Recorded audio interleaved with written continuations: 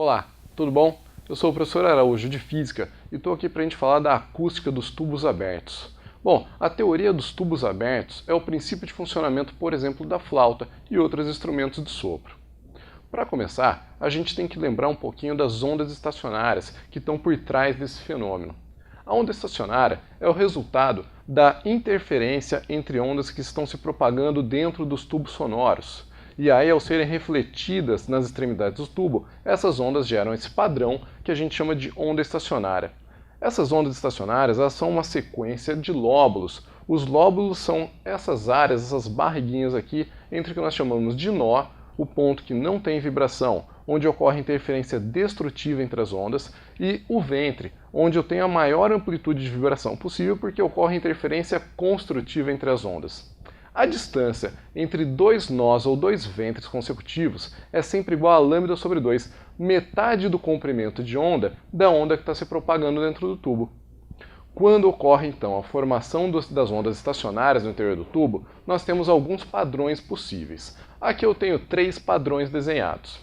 Primeiro, é muito importante saber o seguinte, que na extremidade aberta do tubo sempre vai haver a formação de um ventre. E entre dois ventres, óbvio, a gente sempre tem que ter pelo menos um nó. Quando nós temos essa formação, que é a que apresenta o maior comprimento de onda possível, nós chamamos ela de harmônico fundamental. É a menor frequência que pode sobreviver no interior de um tubo sonoro aberto.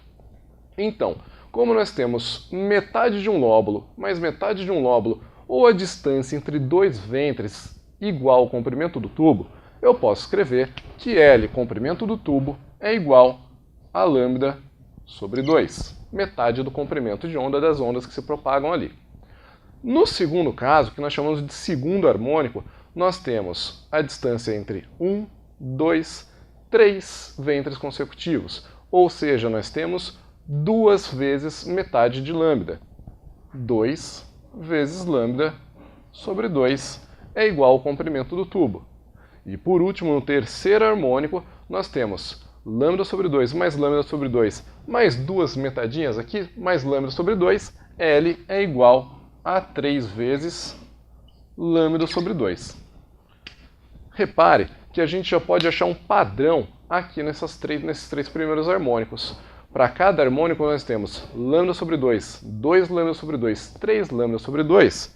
Então, eu posso escrever que para um harmônico de ordem n, nós temos L, comprimento do tubo, igual a n vezes lambda sobre 2, onde n é um número natural, ok? Então, para n igual a 1, 1 lambda sobre 2 e daí por diante.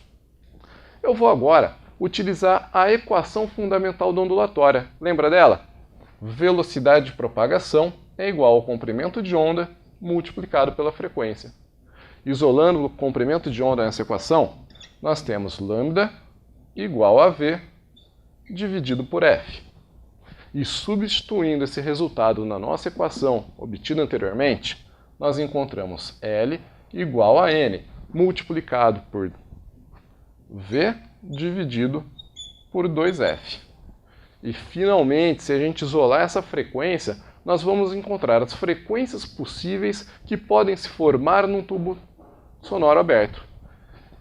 Essas frequências são F, vou colocar Fn, o índice de cada harmônico, igual a N multiplicado por V dividido por 2L.